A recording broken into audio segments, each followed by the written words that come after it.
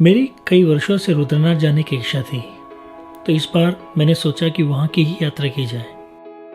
2022 में पूरे मानसून के मौसम में उत्तराखंड में बारिश ना के बराबर हुई, पर जाने अक्टूबर में क्या हुआ कि मानसून दोबारा से वापस आ गया। अक्टूबर का महीना जुलाई जैसा हो गया, जिस कारण न सिर्फ लैंडस्लाइड्स पर कई जगहों पर एवलांच भी आने लगे।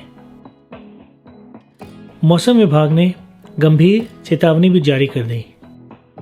मेरे पास कुछ दिन हरिद्वार में रुकने के अलावा और कोई चारा नहीं था, तो सोचा कि वहाँ चंडी देवी के दर्शन कर लिए जाए। समय भी कट जाएगा और फिर हाथ पैर भी खुल जाएंगे। बोल चंडी मैया की जय।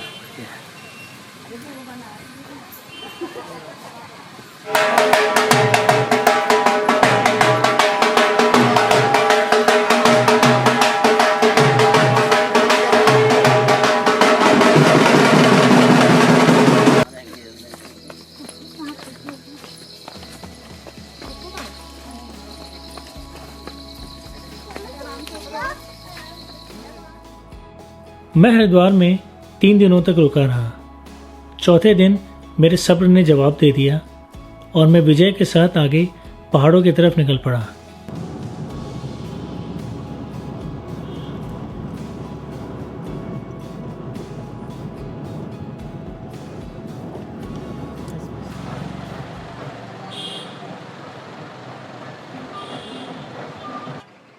चूँकि हम लोग देरी से निकले थे, इसलिए हमारा उस शाम रुद्रप्रयाग तक ही पहुंचने का प्लान था।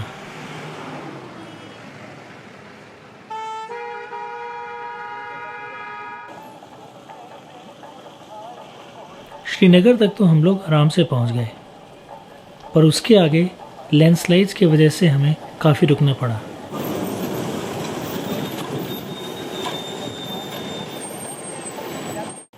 ऐसे लैंडस्लाइड्स को पार करना और भी कठिन हो जाता है जब उनके ऊपर जंगली जानवर जैसे हिरण या फिर बकरियों का झुंड हो, क्योंकि उनके चलने से कई बार पत्थर फिसलते हैं और बहुत ही तेज़ी से नीचे आते हैं।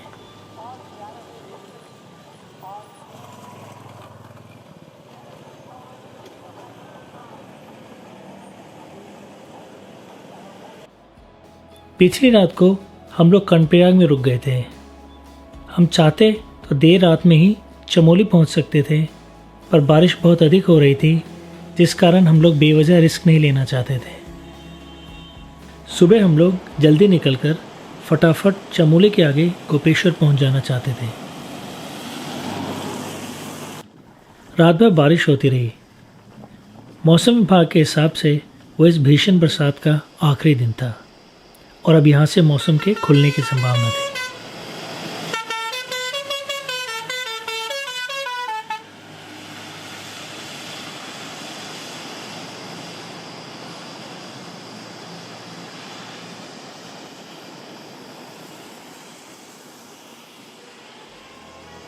कभी कभी रुककर हम लोग आसपास का नज़ारा देखने लगते थे। यकीन ही नहीं हो रहा था कि यह अक्टूबर का महीना था।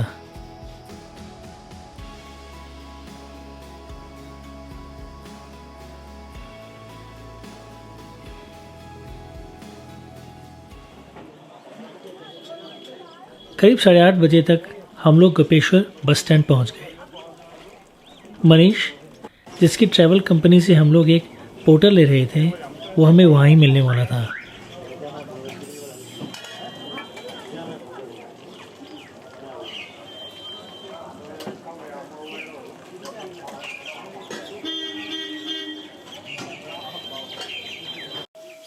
जब तक हम लोग मनीष का इंतज़ार करते, गरम गरम समोसे तले जा रहे थे और मौजूद थी हरी चटनी।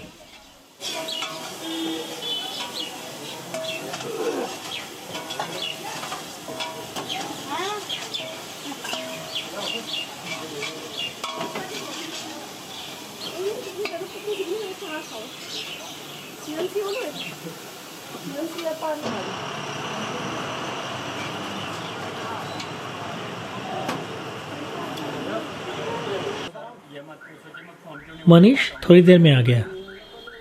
मनीष देवभूमि ट्रेवल्स नाम की एक प्रसिद्ध कंपनी चलाता है। मैंने इसी की टीम के साथ बागनी ग्लेशियर और कुंवारी पास की यात्रा की थी। मेरा पोर्टर देविंदर हमें वहीं मिलने वाला था जो कि रमणी गांव से आ रहा था।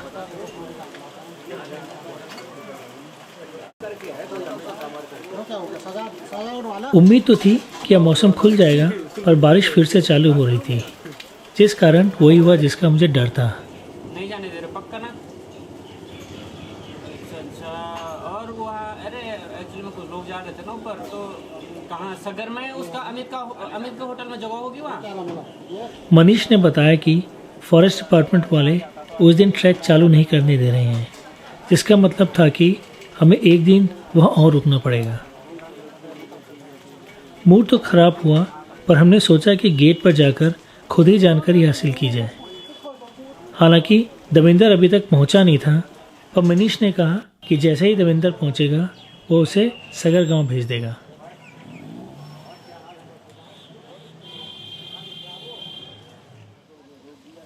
करीब 10 बजे तक हम लोग सगर गांव आ गए। वैसे तो रुद्रनाथ की यात्रा और भी जगहों से चालू होती है, पर ज़्यादातर लोग यह यात्रा सगर गांव से ही चालू करते हैं। वहां पहुंचे तो पता चला कि कई और यात्रीगण वहां पिछले कई दिनों से इस ट्रैक के खुलने का इंतजार कर रहे थे।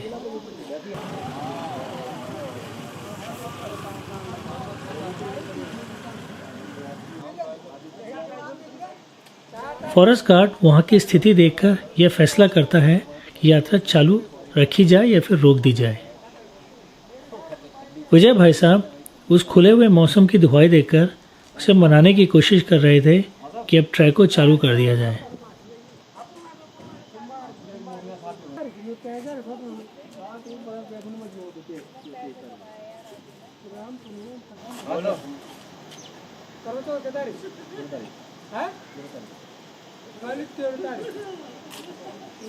आखिरकार फॉरेस्ट गार्ड नीले आसमान को देखकर यात्रा को 12:30 बजे खोलने को तैयार हो गया।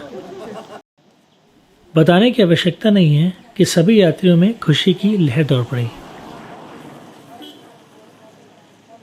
तब तक देविंदर भी पहुंच गया। वहां पर एक कार पार्क है, जिसमें मैंने अपनी कार पार्क कर दी, जिसके लिए मुझे 200 रुपये देने पड़े।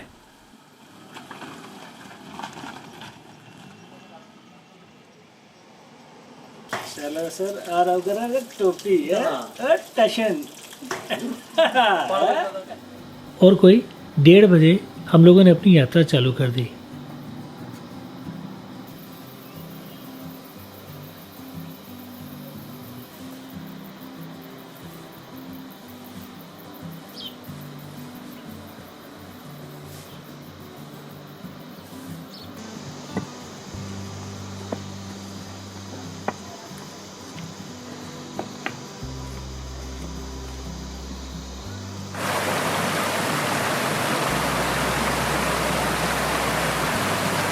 शुरू में तो थोड़ी देर तक हमें गांव से होकर गुजरना था। उसके बाद खुले खेत नजर आने लगे और दिखने लगी खूबसूरत और लुभावनी वादियां।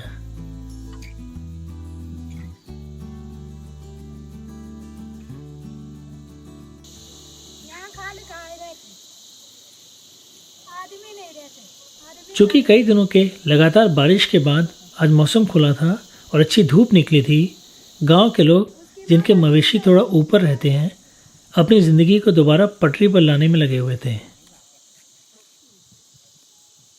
वह लोग अपने घरेलू सामान और गीली लकड़ियों को धूप में सुखा रहे थे। पैसा देना पूछा चलो।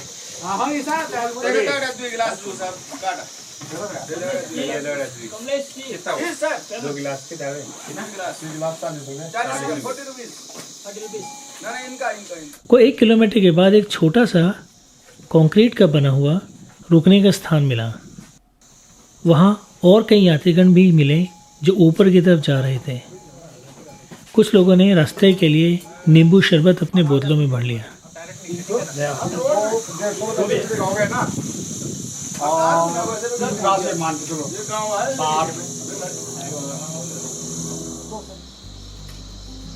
कोई 5 मिनट रुकने के बाद हम लोग आगे बढ़ चले।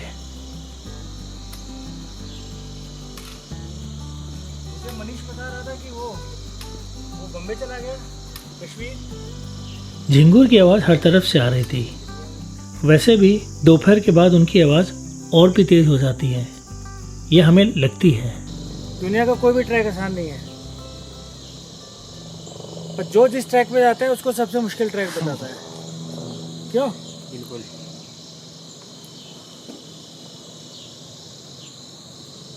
हेलीकॉप्टर है ना? अब आगे का जंगल घना था। बुरांश, जिसे अंग्रेजी में रोडोडेंड्रन भी कहते हैं, उसके पेड़ बहुत अधिक थे, विशाल पेड़। अप्रैल और मई के महीने में यह रंग बिरंगे फूलों से भरे रहते होंगे।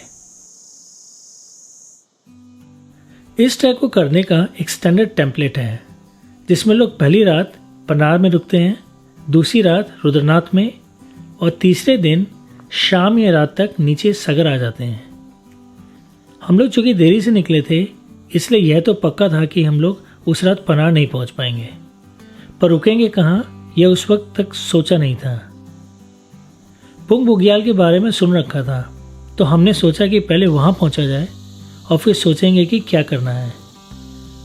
वह बुग्याल वहां से कोई 2 किलोमीटर आगे था।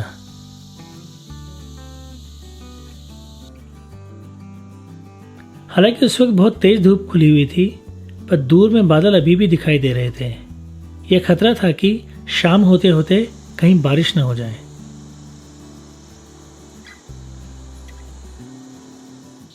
धीरे धीरे चलते हुए कोई 1.5 घंटे में हम लोग पुंग बुग्याल पहुंच गए। नीचे सगर गांव से वहां पहुंचने में हमें कोई 2.5 घंटे लग गए। वह खुला हुआ घास का मैदान था, जैसा कि हम लोगों ने सोचा था। कुछ एक टेंट बिछे हुए थे, पता नहीं किसके थे, पर रुकने के लिए एक बहुत ही बढ़िया जगह थी वह।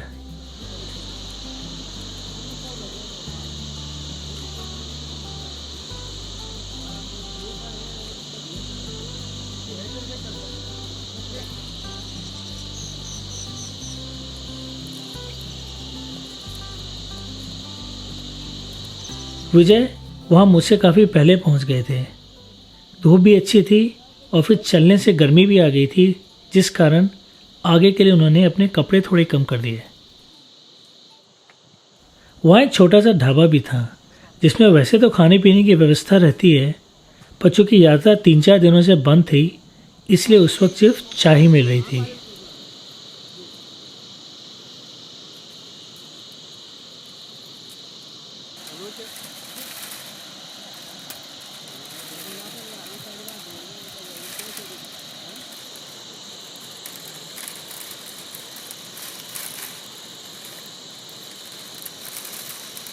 वहाँ से पनार सीधा नज़र आता है। ध्यान से देखने पर हम लोग वहाँ से मौली खड़क के आसपास का इलाका भी देख सकते हैं। हमें अब इस बात का तो अंदाज़ा हो गया था कि यहाँ से आगे सिर्फ चढ़ाई ही चढ़ाई है। यह देखकर इस बात की खुशी भी हो रही थी कि जैसे जैसे हम लोग ऊपर बढ़ेंगे, बहुत ही खुला और शानदार पर्वतों का दृश्य दिखेगा। क्योंकि शाम ज़्यादा नहीं हुई थी और हम लोग ज़्यादा थके भी नहीं थे, तो हमने सोचा कि हम लोग थोड़ा आगे बढ़ जाएं। चाय पीने की इच्छा भी नहीं थी, इसलिए वहाँ ज़्यादा रुकने का कोई फ़ायदा भी नहीं था। और फिर हमारे आगे का रास्ता बादलों से ढकने लगा था और वह बादल तेज़ी से नीचे भी आने लगे थे। लग रहा था कि थोड़ी देर बाद कुछ बारिश हो सकती है, इसलिए और समय गंवाए बगैर हम लोग कोई 15 मिनट के बाद वहाँ से आगे बढ़ चले।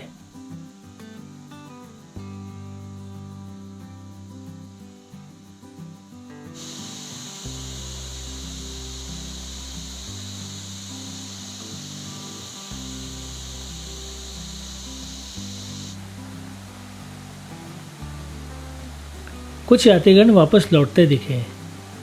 उनकी थकी थकी चाल देखकर ही ये लग रहा था कि चढ़ाई आसान नहीं है, पर जब उनसे आंखें मिलती थी तो वह मुस्कुरा देते थे। उनकी मुस्कुराहट में मंदिर के दर्शन कर लेने का सुकून तो नज़र आता ही था, पर एक चैलेंज भी दिखता था। चैलेंज की मैंने तो यात्रा कर ली, अब तुम उसे करके दिखाओ।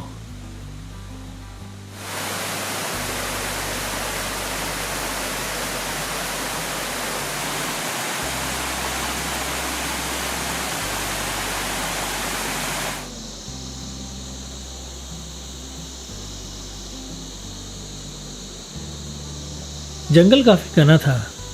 शाम होने की वजह से झिंगूर की आवाज़ जैसे हमारे कान के पर्दे फाड़ रही थी।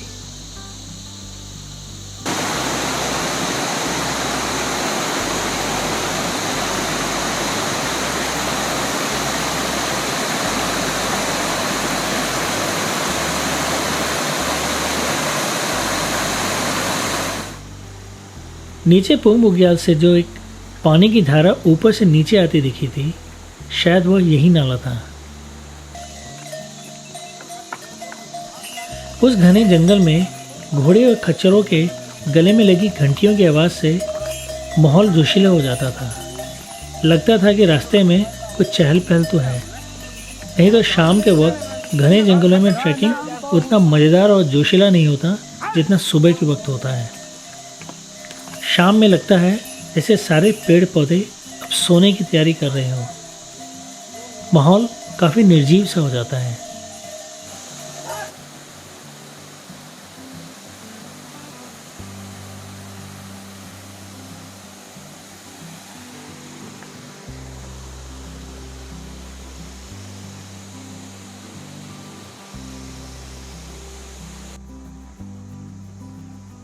हम लोग करीब करीब 1 घंटा और चले होंगे कि एक छोटा सा ढाबा दिखा।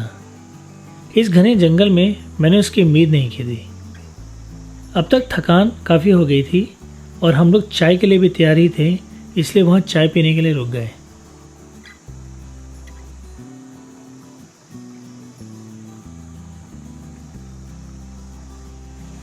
मौली खड़क वहाँ से कोई 3 किलोमीटर के करीब और आगे था।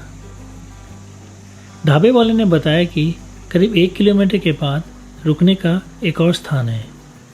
मुझे वो बात पसंद आई। अब कोई ख़ास जल्दी नहीं थी क्योंकि अब हमें थोड़ा ही आगे जाना था।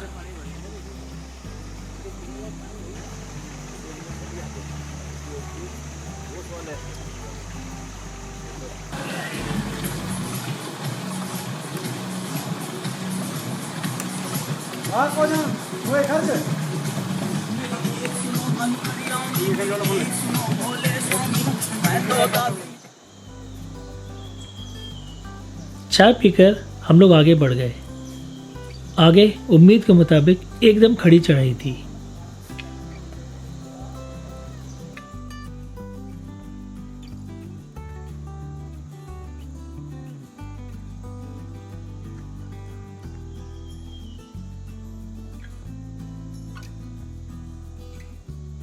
और थोड़ी देर के बाद हम लोग उस जगह पहुंच गए जहां के बारे में नीचे ढाबे में मुझे बताया गया था।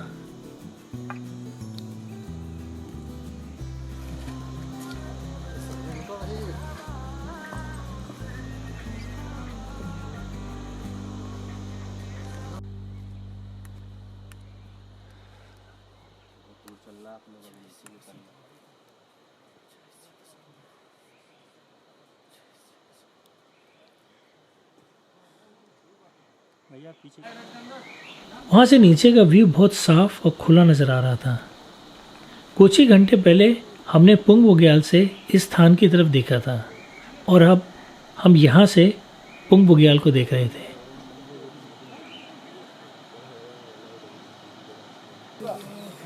वहाँ रुकने की बहुत अच्छी व्यवस्था तो नहीं थी, पर काम चल जाता। मैं अब आगे की यात्रा सुबह की रोशनी में ही करना चाहता था। वहाँ हम तीनों के अलावा 3 और यात्री ठहरे थे जो कि बंगाल से आए थे।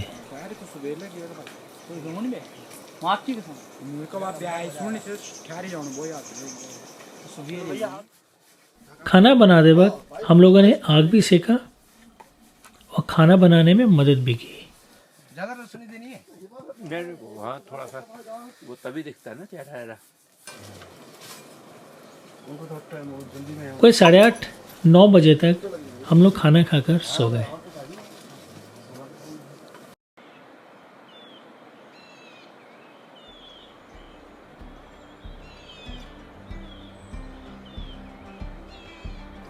अगले दिन की शुरुआत खुले मौसम और शानदार नज़ारे के साथ हुई और उस पर गरम गरम चाय।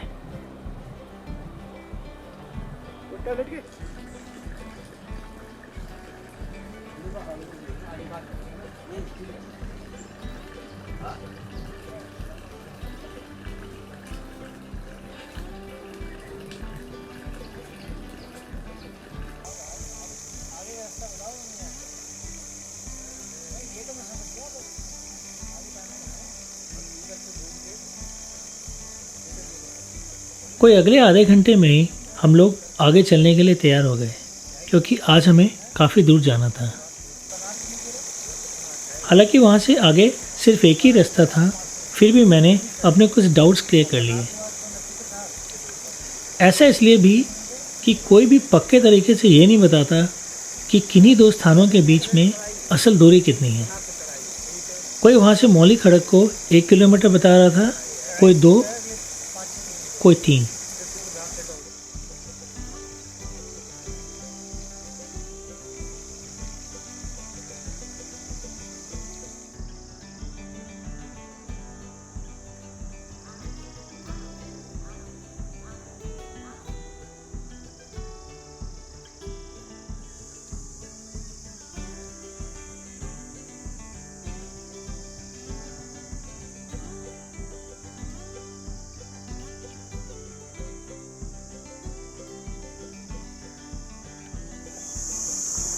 और हर बार की तरह विजय आगे आगे और फिर दविंदर और आखिर में घसीटता हुआ मैं बढ़ रहा था।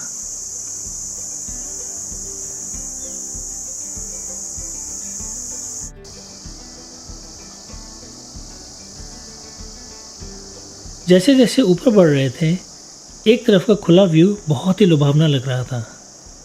नीचे सगर गांव तक हम लोग साफ साफ देख पा रहे थे।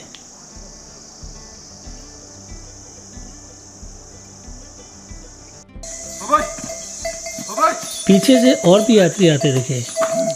अब रास्ते में थोड़ी चहल पहल हो गई थी।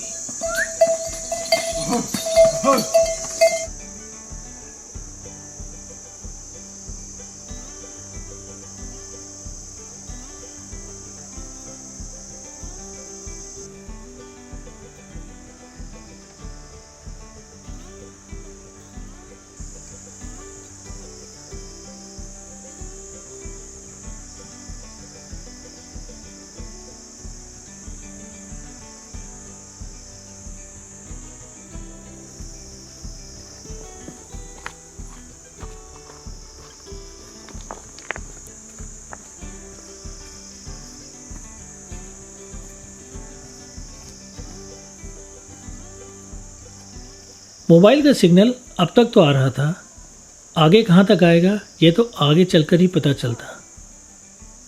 हालांकि मुझे मोबाइल सिग्नल होने या न होने से कोई ख़ास फ़र्क नहीं पड़ता, पर अगर वह मौजूद हो तो उसका फ़ायदा ही होता है।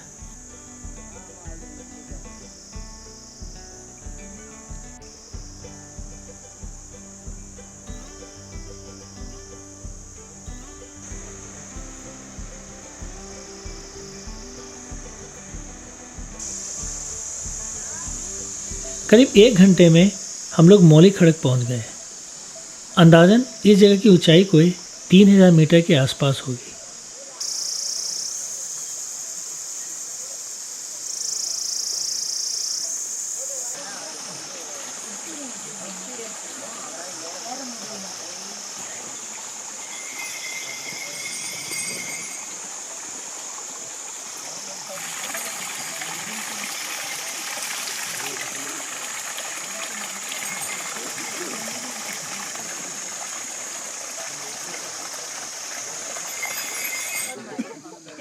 कोई 10 मिनट सुस्ताने के बाद हम लोग वहाँ से आगे बढ़ गए।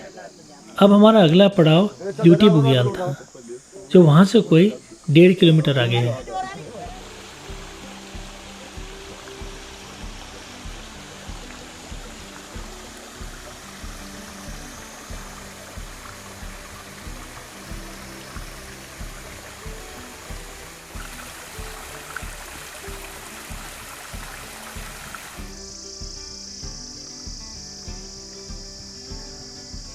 जैसा मैंने पहले भी कहा था कि वहाँ इतने ज़्यादा बुरांश के पेड़ों को देखकर मैं सिर्फ यह कल्पना ही कर सकता था कि अप्रैल और मई के महीने में यह पूरा फूलों से भरा रास्ता कितना मनमोहक दिखता होगा।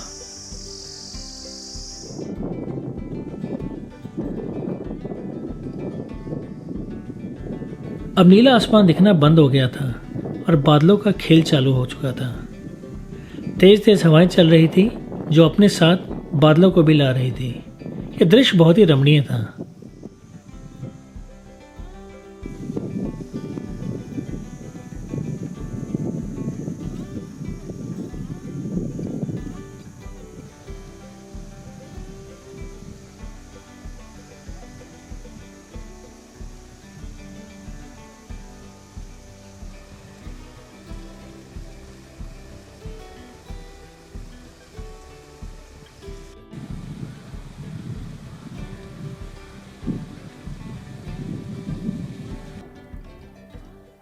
अंदाजन 1 घंटे में आराम आराम से चलते हुए बादलों का नज़ारा देखते हुए हम लोग ल्यूटी बुग्याल पहुंच गए।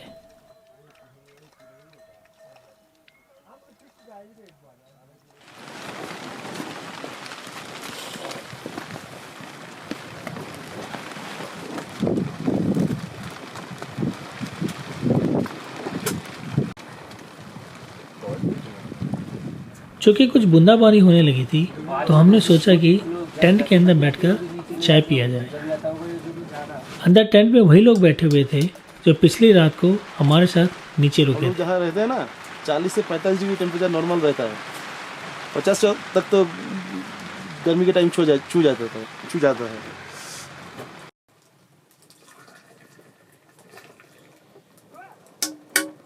कुछ हंसी मजाक और ठहाकों के साथ हम लोग चाय का मजा लेने लगे।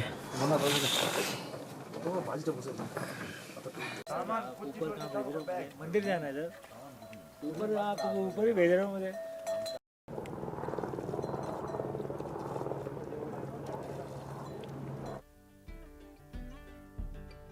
मुझे बताया गया कि जब मौसम खुला हो तो यहाँ से पहाड़ों का शानदार दृश्य दिखता है।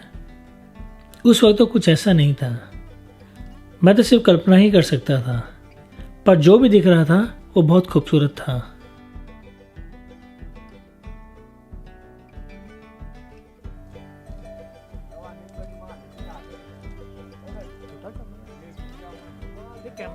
हम वहाँ कोई आधा घंटा रुके, कोई 11 बज गए थे। अब हमें आगे बढ़ना था। अब हमारा अगला पड़ाव वहाँ से कोई 2 किलोमीटर आगे था, पनार बुग्याल।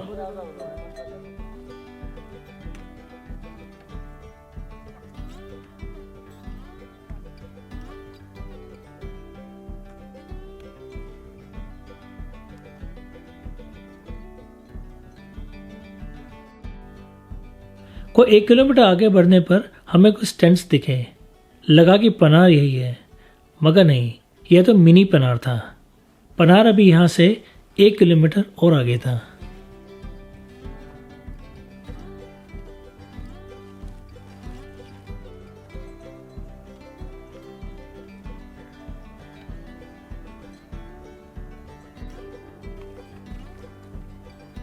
कोई आधे घंटे बाद हमें पनार के टेंट नजर आए।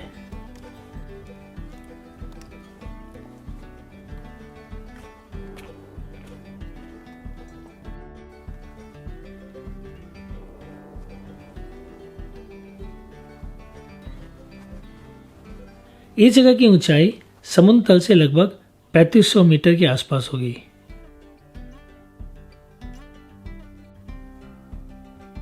अगर हम सगर गांव से सुबह सुबह निकले होते तो यह हमारे रात में रुकने का स्थान होता। मन इस बात से हर्षित हो रहा था कि यह वही स्थान है जिसे हमने नीचे पुंग बुग्याल से ऊपर की तरफ देखा था। थोड़ी घबराहट हो रही थी कि हम वहां तक चढ़ेंगे कैसे, और अब हम लोग वहां पहुंच गए थे। हमने एक हिसाब से आधा रास्ता तय कर लिया था।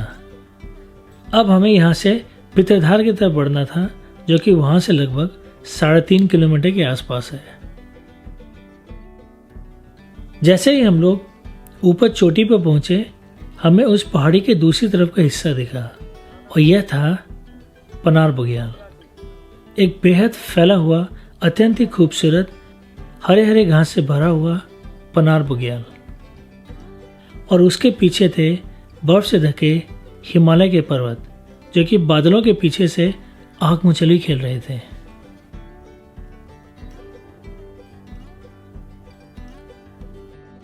हवा बहुत तेज चल रही थी। स्थिर होकर खड़े रहना भी मुश्किल हो रहा था। वहां सामने ही एक फॉरेस्ट चेकपोस्ट है। वहां तैनात फॉरेस्ट गार्ड अन्य चीजों के अलावा इसका भी ध्यान रखता है कि कोई यात्री वहां प्लास्टिक तो छोड़कर नहीं जा रहा, या फिर कोई ब्लूटूथ स्पीकर पर तेज गाने तो नहीं सुन रहा। कुछ देर तो मैं वहां खड़ा होकर देखता रहा। फिर हम लोग आगे बढ़ने लगे, क्योंकि कोई 1 बज रहे होंगे और हमें अभी 8 किलोमीटर के करीब और आगे जाना था। और फिर उस स्थान के बाद उस मौसम में ना तो कोई रुकने की और न ही कोई खाने पीने की सुविधा थी।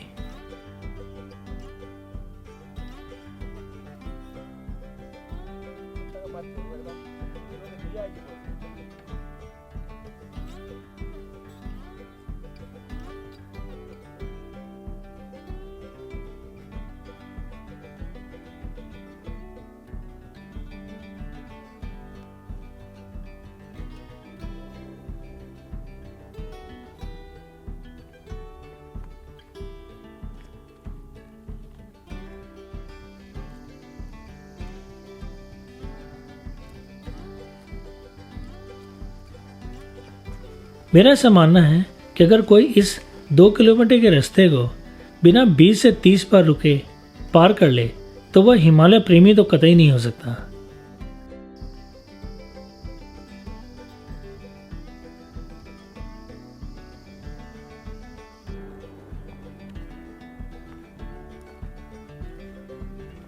अब चूंकि हम लोग ऊंचाई पर आ गए थे, चलने में और थकान हो रही थी।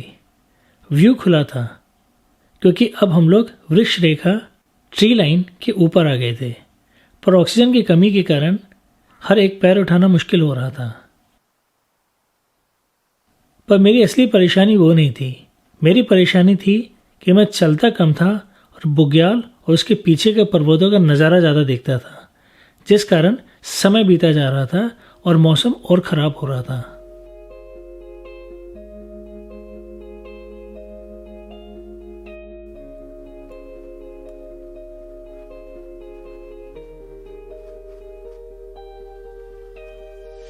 बर्फीली बारिश, कड़कती बिजली, आंधी जैसी तेज हवाएं, पथरीले रास्ते और बेहद थकान से जूझते हुए हम लोग आगे बढ़ रहे थे। विजय मुझसे काफ़ी आगे निकल गए थे। दविंदर भी अब नज़र नहीं आ रहा था। मेरे से कुछ दूरी पर वही बंगाल से आए तीनों यात्री चल रहे थे।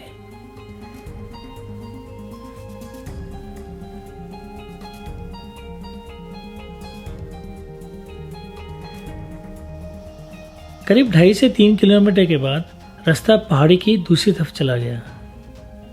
बारिश तेज हो रही थी। सबसे ज़्यादा चिंता मुझे हर कुछ मिनटों में गिरती बिजली की थी, क्योंकि मैं वहाँ बहुत एक्सपोज था। आसपास छिपने की कोई भी जगह नहीं थी। मैं बारिश से बचने के लिए एक चट्टान के नीचे छुप गया। हालांकि उसका कोई खास फायदा नहीं था, क्योंकि गीला तो मैं हो ही चुका था और बिजली तो वहां भी गिर सकती थी।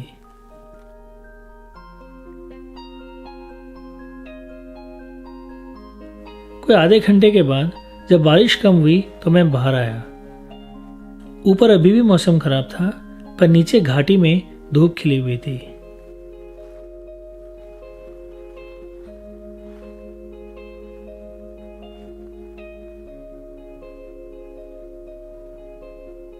थोड़ी देर में मुझे पितरधार दिखने लगा।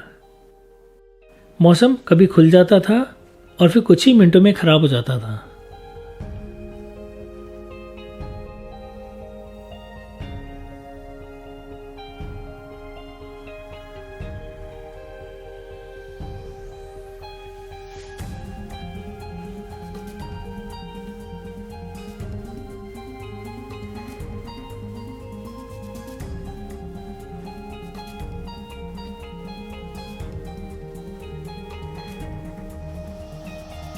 पितरधार में लोग अपने पूर्वजों के नाम पर पत्थर रखते हैं।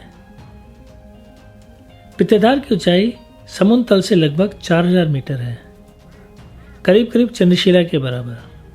यह इस ट्रैक का सबसे ऊंचा पॉइंट है। अब इसके बाद कोई 4 किलोमीटर के करीब हमें नीचे की तरफ जाना था।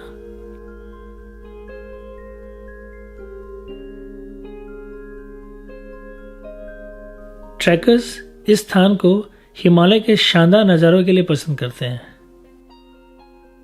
अभी चूंकि मौसम खराब था, न तो वहाँ से बहुत अच्छा व्यू दिख रहा था और न ही उस थंडरस्टॉर्म के बीच में वहाँ रुकने में अक्लमंदी थी। इसलिए मैं तेज़ी से आगे बढ़ गया। सोचा कि लौटते वक्त अगर मौसम खुला मिलेगा तो यहाँ से नज़ारे देख लूँगा। वहाँ से थोड़ा नीचे पंचगंगा का मैदान दिख रहा था। कहते हैं कि वहाँ 5 स्रोतों से पानी आता है। मुझे तो ऐसा कुछ नहीं दिखा, पर अगर लोग कहते हैं तो सच ही होगा।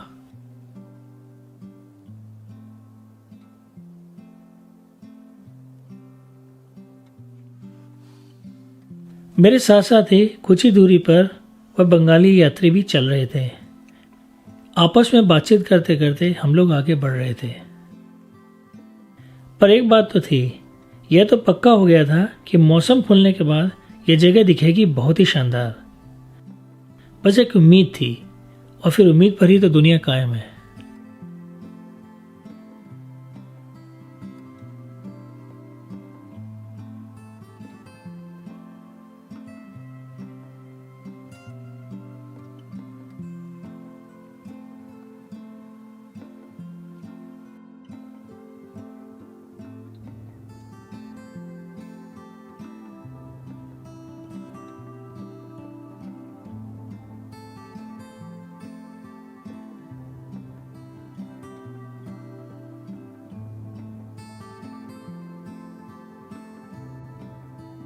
मंदिर से करीब 1 किलोमीटर पहले एक मोड़ से ही रुद्रनाथ जी के प्रथम दर्शन होते हैं।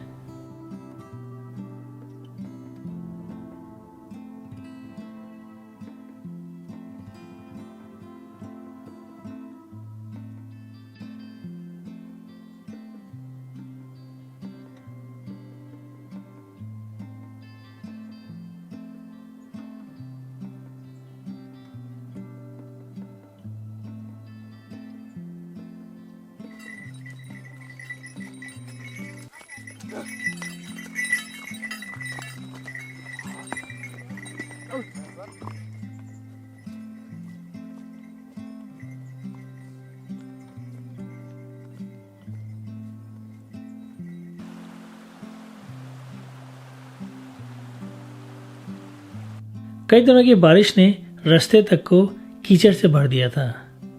अब तक तो सिर्फ मेरे कपड़े ही गीले थे, अब मेरे जूते भी कीचड़ से सन गए थे।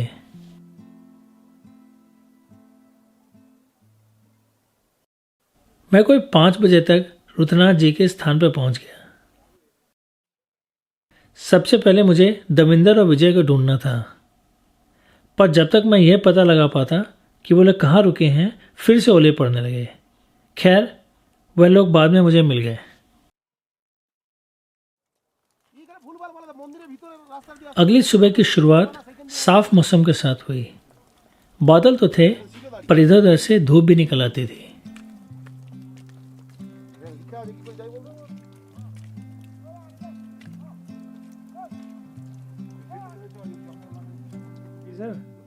पिछली रात सोने में अवश्य दिक्कत आई। पिछली शाम को जब मैं वहां पहुंचा तो देखा कि मंदिर के शुरुआत में ही कुछ टेंट्स लगे हुए थे, पर वह सारे भरे हुए थे। फिर मैं ऊपर मंदिर के पास जो कुछ कमरे थे वहां विजय और देवेंद्र को ढूंढने लगा, और उम्मीद के मुताबिक वो लोग मुझे वहीं मिल गए।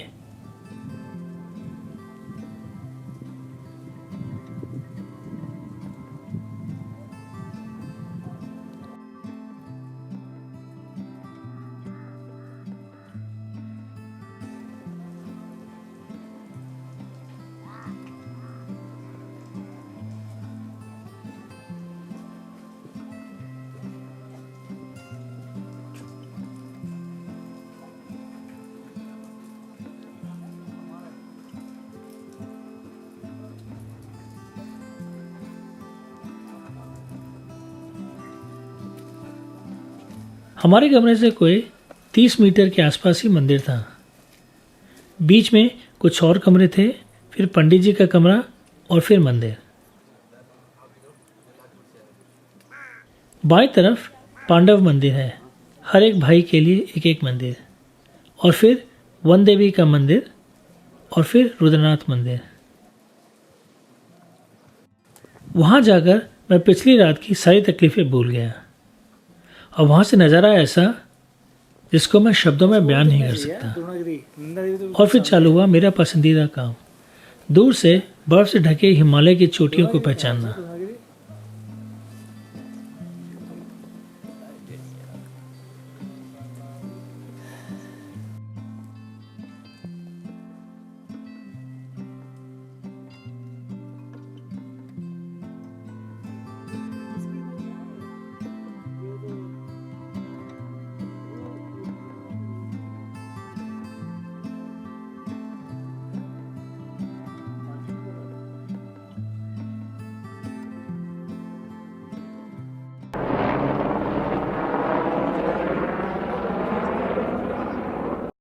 इस बेहद शांत वातावरण में हर थोड़ी थोड़ी देर में भयंकर शोर मचाते हुए हेलीकॉप्टर्स हमारे काफ़ी करीब से निकलते थे।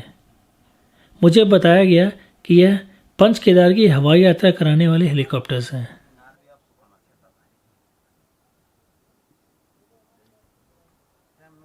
रात में जो हल्की बर्फ पड़ी थी वह आसपास के ऊंचे इलाकों में अब भी दिख रही थी।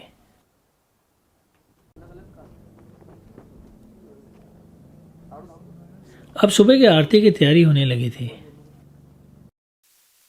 भट्ट जी जो वहां के मुख्य पुजारी हैं, उनका कमरा मंदिर से बिल्कुल लगा हुआ है।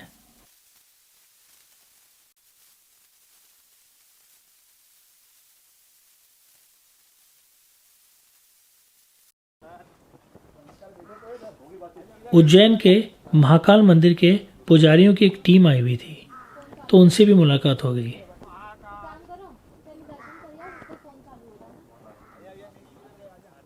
ओम नमामि शमीशान निर्वाण रूपम विभुम व्यापकम ब्रह्मवेद स्वरूपम निजम निर्गुणम निर्विकल्पम निरीहम चिदाकाशम आकाशवासम भजे हम निराकार ओंकार मूलम तुरीयम गिराज्ञान कोटि तमीशम गिरीशम करालम महाकाल कालम कृपालम गुणाकार संसार पारम न तो हम। जय हो बाबा रुद्रनाथ, जय हो बाबा महाकाल की जय।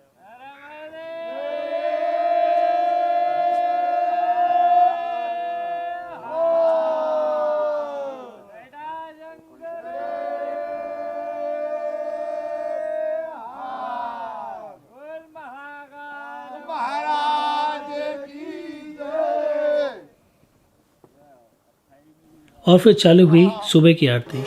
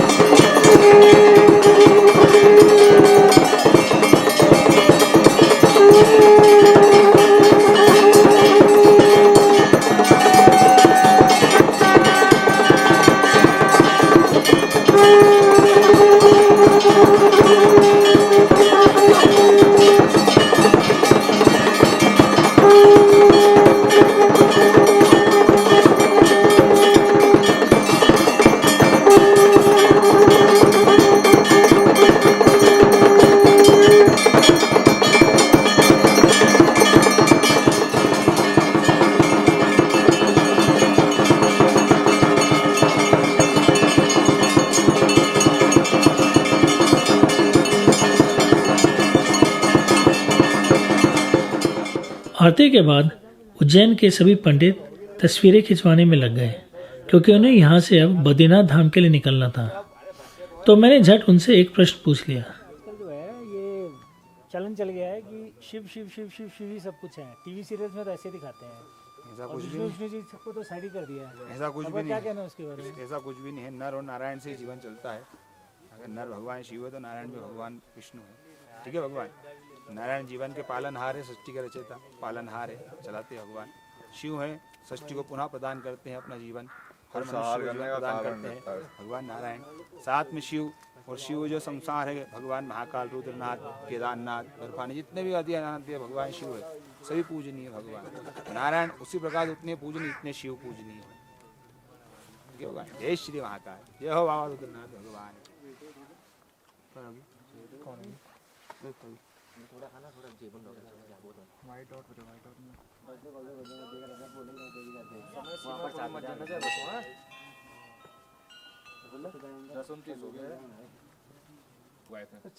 विनोद शर्मा जी भी थे। आरती के बाद भट्ट जी सभी श्रद्धालुओं से बात करते हैं। मैंने भी मौका देखकर उनसे आग्रह किया कि वह स्वयं इस मंदिर की विशेषता और इसके महत्व को बताने की कृपा करें। यहाँ के महत्व के बारे में आपने अगर पूरा पंच केदार जो है ऐसा बताते हैं, जब कुरुक्षेत्र का युद्ध हुआ था उसके बाद पांडवों को गोत्र, श्री कृष्ण कहते हैं उनको पांडवों को गोत्र हत्या लग गई थी।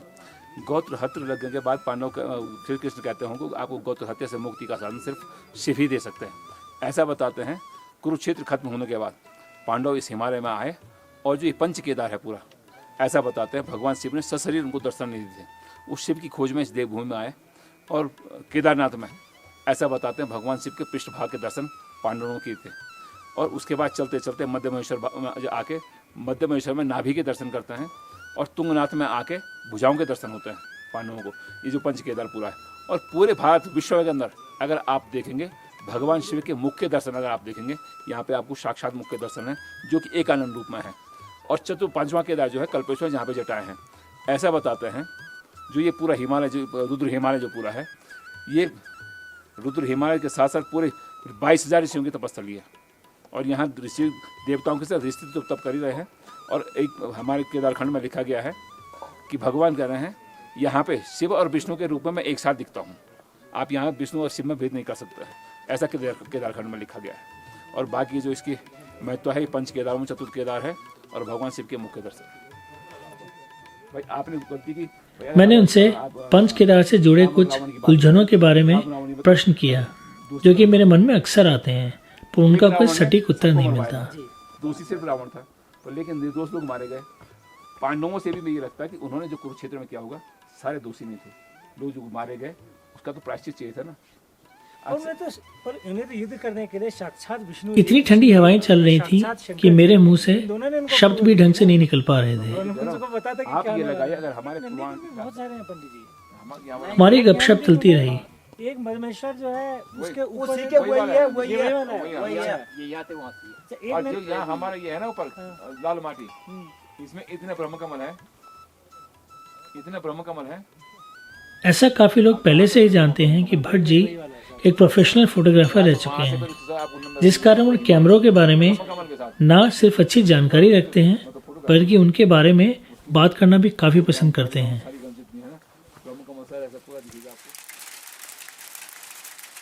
दोपहर में फिर से बारिश चालू हो गई और बाद में ओले पड़ने लगे।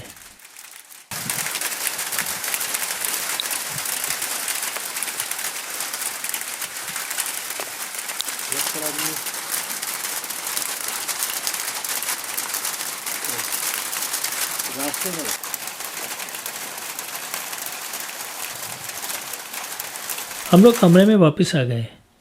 वहाँ बैठकर हम लोग छत पर पड़ती बारिश की आवाज़ सुन रहे थे और उस स्थान को महसूस कर रहे थे वहाँ की अद्भुत शांति और एक अलौकिक शक्ति जिसे सिर्फ महसूस किया जा सकता है। अगर सच्ची बात बताऊं तो उन कमरों में रहने के लिए बहुत हिम्मत चाहिए। सुख सुविधाएं तो हम लोग वहाँ ना तो चाहते हैं और ना ही ढूंढते हैं, पर एक मिट्टी का बना कमरा भी साफ सुथरा रखा जा सकता है। बहुत हिम्मत करके मैं वहाँ रुका था। उन कमरों में रहना कोई कठिन तपस्या से कम नहीं था उनकी दशा के कारण। पर फिर बिना तपस्या के शिव कैसे मिलेंगे? बस यही सोचकर जैसे तैसे मैंने पिछली रात काटी थी। बारिश को 2 घंटे तक हुई। शाम के कोई 4 बज गए थे और अब हमें वहाँ रह रहकर कहीं दूर से तुहरी की आवाज़ सुनाई पड़ रही थी। यह कोई आरती का समय नहीं था जिसमें मैंने इसे बजते देखा था, तो समझ में नहीं आया कि इस समय यह आवाज़ कहाँ से आ रही थी। बाहर आकर देखा तो कुछ लोग तुहरी बजाते हुए मंदिर की तरफ आ रहे थे और जब उसे दूर से बजाया जाता था तो मंदिर से भी उसका जवाब दिया जाता था।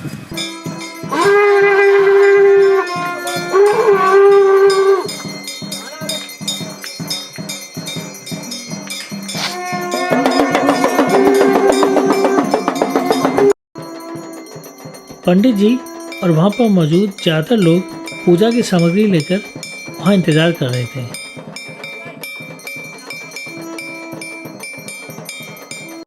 पूछने पर पता चला कि पास के एक गांव के इष्ट देवता, जिनका कोई 40 साल के बाद आसपास के गांवों में भ्रमण करने का मुहूर्त निकला था, उनकी पालकी मंदिर की तरफ आ रही है। परंपरा यह है कि जब भी वह यह भ्रमण चालू करते हैं तो वह पहले रुद्रनाथ मंदिर में भगवान शंकर से आज्ञा लेने आते हैं।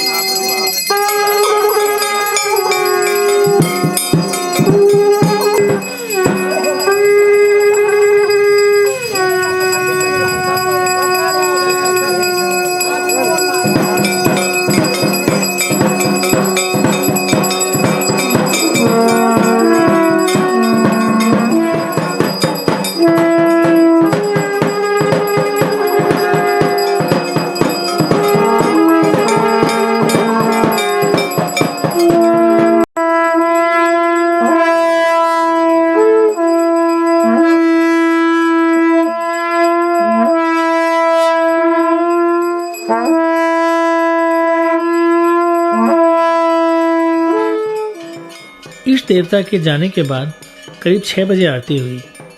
घंटी की आवाज़ से सारा माहौल गूंज उठा।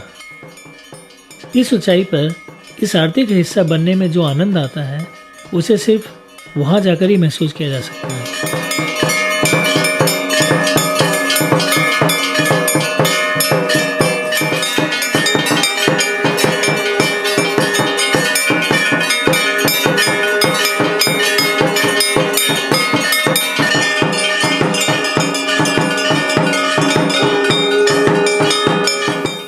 ठंड अचानक से बढ़ गई।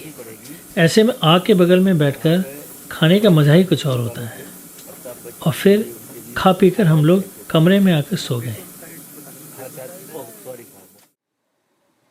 अगले दिन हम लोग जल्दी उठ गए। आज हमें वहाँ से जल्दी निकलना था। मौसम विभाग के हिसाब से उस दिन से मौसम सुधरने वाला था।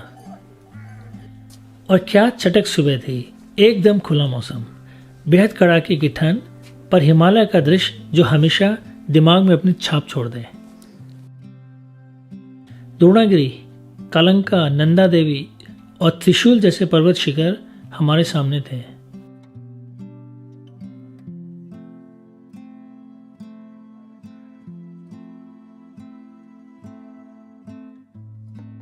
हम लोग निकलने के लिए तैयार हो गए थे, बस गर्म गर्म चाय के साथ शरीर के इंजन को चालू कर रहे थे। और फिर नंदा देवी पर्वत के ठीक पीछे से सूर्योदय हुआ, जिससे वह सारी घाटी सुनहरे धूप से जगमगा उठी। अब ऐसे खूबसूरत माहौल में कोई तस्वीरें खींचना तो बनता ही है। मैं चंदन के साथ रुद्रनाथ, और ये वादियों में अभी फोटोग्राफी करते हुए।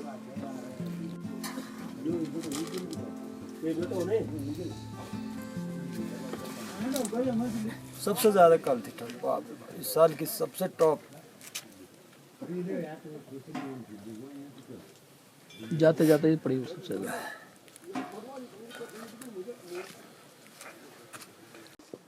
एक बार फिर से मन भर कर हमने मंदिर को देखा और फिर वापसी की यात्रा चालू कर दी। मैं ये सोचकर फूला नहीं समा रहा था कि आते वक्त खराब मौसम के कारण जो व्यू रुक गया था वह अब शानदार तरीके से दिखेगा।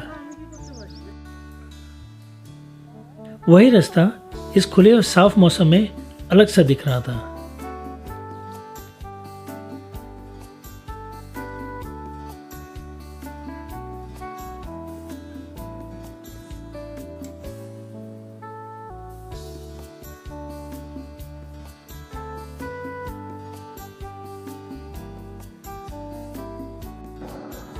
और फिर से चालू हो गया पंच केदार हेलीकॉप्टर यात्रा का शोर। पता नहीं फॉरेस्ट डिपार्टमेंट ने यह हेलीकॉप्टर टूर की इजाज़त कैसे दे दी।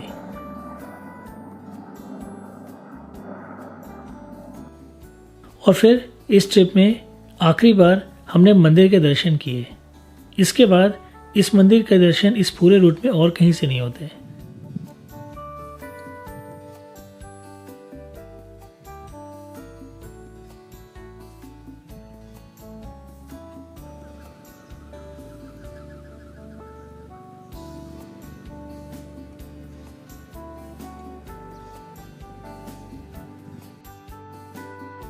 मैं चलता कम था और नज़ारे ज़्यादा देखता था। बाएं दाएं देखते देखते गर्दन में दर्द होने लगा था। पर फिर अगर यही नहीं देखा तो क्या देखा।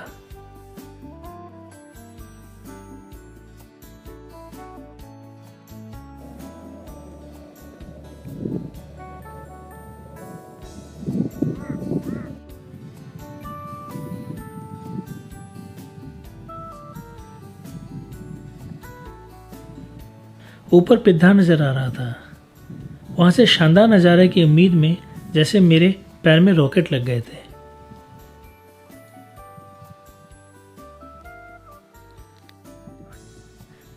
जैसे ही मोबाइल का सिग्नल आने लगा, दविंदर ने फुर्सत से अपने घर बात की और मैंने जी भरकर जगमगाते पर्वतों का नज़ारा देखा। और फिर रुद्रनाथ मंदिर से निकलने के करीब 2 घंटे बाद हम लोग पितृधार पहुंचे।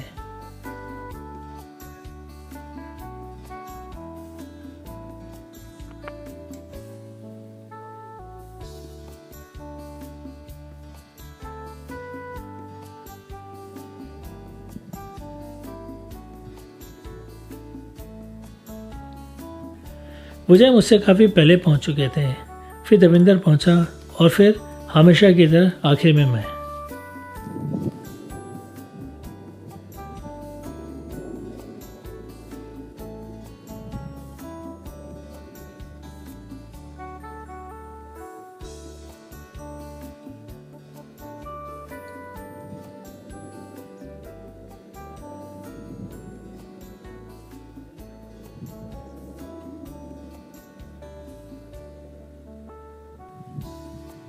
चैंगबैंग देख लो सर, चैंगबैंग और उसके पीछे से गए थे चैंगबैंग। यहाँ से हमारे बाएं तरफ और पीक्स दिखने लगे थे, जैसे हाथी और गौरी पर्वत।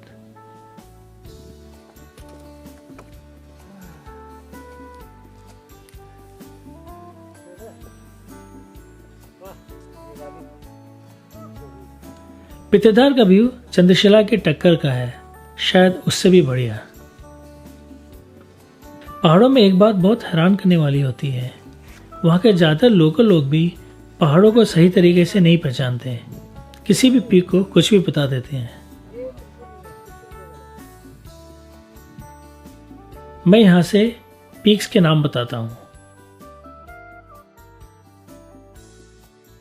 ये है त्रिशूल 2, ये त्रिशूल 1 है, ये नंदा घुंटी, ये उत्तर भारत का सबसे ऊंचा पर्वत नंदा देवी,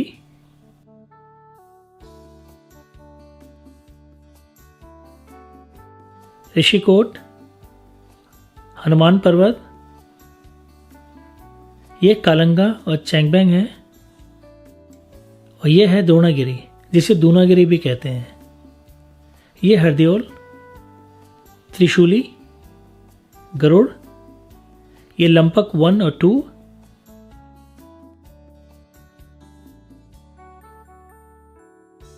और ये बर्मल है जिसे ओली से काफ़ी अच्छा देखा जा सकता है।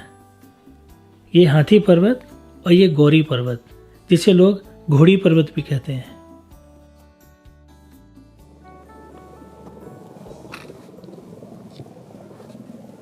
अगरबत्ती तो नहीं लगानी यहाँ पे? नहीं, कुछ नहीं लगाना है, कुछ नहीं लगाना। कोई आधा घंटा रुककर हम लोग अब आगे बढ़ने लगे, क्योंकि दूसरी तरफ अभी से ही बादल उठने लगे थे। देवेंद्र ने हमें वहाँ से अनुसुईया माता का प्रसिद्ध मंदिर दिखाया। सर अपन लोग एक बार भी निकले साथ में।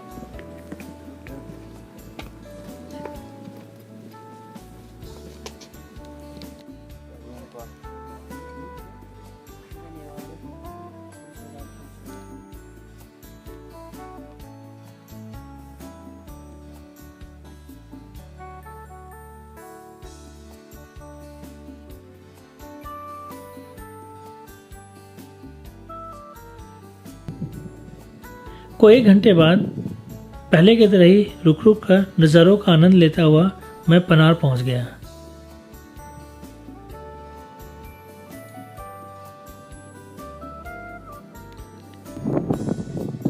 अब वहाँ बादल बहुत तेजी से आने लगे थे और यह पक्का था कि कुछ ही देर में यह सारा व्यू ढक जाएगा।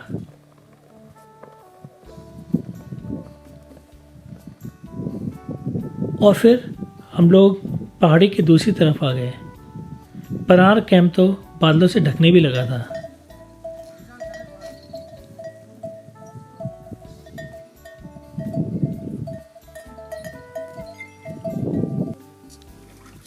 मिनी पनार से भी व्यू बहुत अच्छा होता है। उस वक्त तो हमें कुछ नहीं दिखा, पर अब मुझे इसकी कोई चिंता नहीं थी, क्योंकि मैंने दिल भरकर पर्वतों का नज़ारा ले लिया था। और फिर हम लोग ल्यूटी बुग्याल पहुंचे। वहाँ से नीचे सकर गांव भी दिख रहा था। एक हिसाब से यह यात्रा हमारी समाप्त हो चुकी थी। एक शानदार यात्रा, बेहद खूबसूरत, हर रंग और रूप में हमें इसे देखने का मौका मिला। बारिश, आंधी, बर्फ और धूप। रुद्रनाथ मंदिर की यात्रा मेरी नज़र में पंच केदार में सबसे खूबसूरत यात्रा है।